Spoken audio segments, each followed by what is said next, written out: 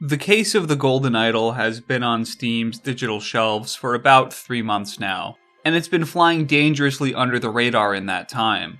That's definitely not because of any lack of quality, but probably because how hard that quality is to present in trailers and screenshots. Why is that? It's because The Case of the Golden Idol is effectively a series of logic deduction puzzles strung together into a cohesive narrative experience. It's about slowly uncovering more information until the bigger picture finally becomes clear. It scratches that part of your brain somewhere closer to Sudoku or Picross than it does the point-and-click adventures of yore that share its perspective and UI.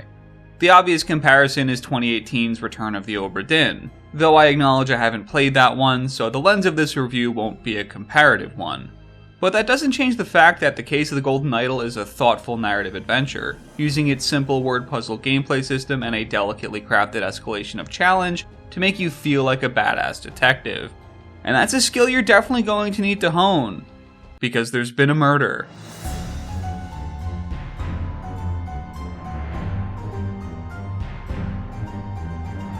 "12 murders, actually, each serving as one of the levels you linearly progress through. Starting a level gives you a diorama, a snapshot in time of someone as they're being murdered or immediately after. You can start clicking around and gather clues about the who, how, and why. Each time you interact with an object in the environment, you'll not only add to your mental checklist of what's going on, but you'll also add a collection of nouns, proper nouns, and verbs to your interface. The way you beat a level of The Case of the Golden Idol is by taking your accumulated glossary and properly plugging them into the murder madlibs that the game gives you, requiring 100% accuracy to move on to the next level. There are hints you can use in case you get stuck, but you should try not to. The very premise of the game is about uncovering this information yourself, and the smug, pipe-smoking satisfaction that comes with it. Spend anywhere from 20 to 40 minutes on a given level absorbing all the information you can, plugging in some of the freebies that the game gives you, then work your way through all of the accumulated data and parse through the noise to make your case. It's a pretty simple gameplay system, and in many ways what you see is what you get. At any given point you're just looking at a screen with the murder and maybe a few adjacent rooms. Plus you have a toggle where you can always switch to your collected notes and try to solve the puzzle or match names to faces. This is what I was talking about before when I said that this game doesn't trailer well. Its best qualities aren't exactly outwardly facing. You're probably looking at the footage and wondering what could possibly make it so compelling, and I can't fault you for feeling that way, because the most interesting decisions and aspects of Case of the Golden Idol are the ones going on in your head.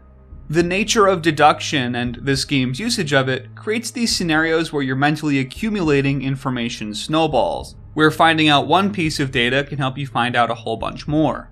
I remember being almost comically stuck on one level and I didn't know who most of the characters on screen were, until I finally noticed that one of them had a handkerchief embroidered with their initials on it, which gave me clues about their first and last name and also had downstream impacts, like knowing the last name of their spouse and any male relative and unmarried female relative and so on and so forth. That aha feeling is what the game excels at, and there's always multiple ways you can come to an answer.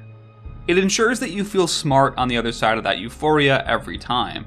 But I think what elevates Case of the Golden Idol beyond just being a cute detective game is its ability to take those same deduction and information gathering skills and make them rewarding at the macro level too. By the 3rd or 4th level, it should become abundantly clear that these are not 12 disconnected murders. You start seeing a lot of the same names and faces as you progress.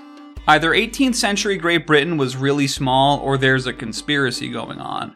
You'll recognize the conspirators as they keep showing up. It's hard for them not to leave an impression on you, both because every character in this game is this uniquely designed, scathing silhouette of a slack-jawed idiot or a pearl-clutching debutante, but also because by necessity, you need to learn who these people are.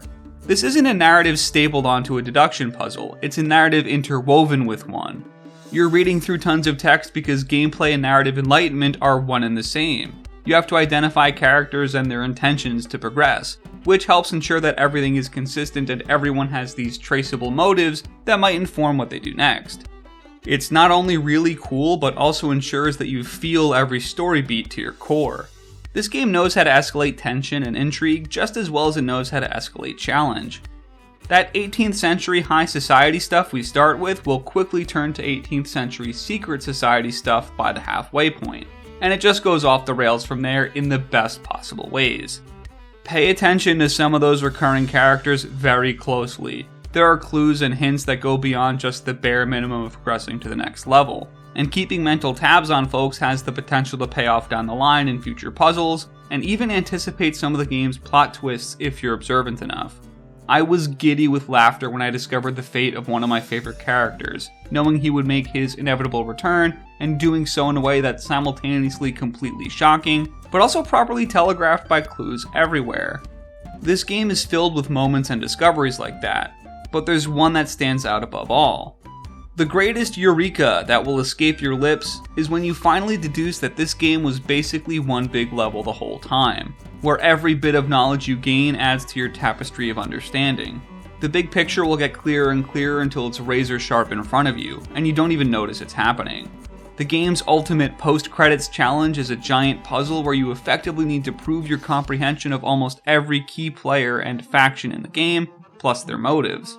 And despite that sounding like a seemingly impossible task, you're going to be able to solve it in seconds. That's because every preceding level completed is proof that you have the understanding. You wouldn't have gotten that far if you didn't. It's the kind of problem-solving challenge that makes you feel really smart, even though it's just really smart game design letting you feel that way.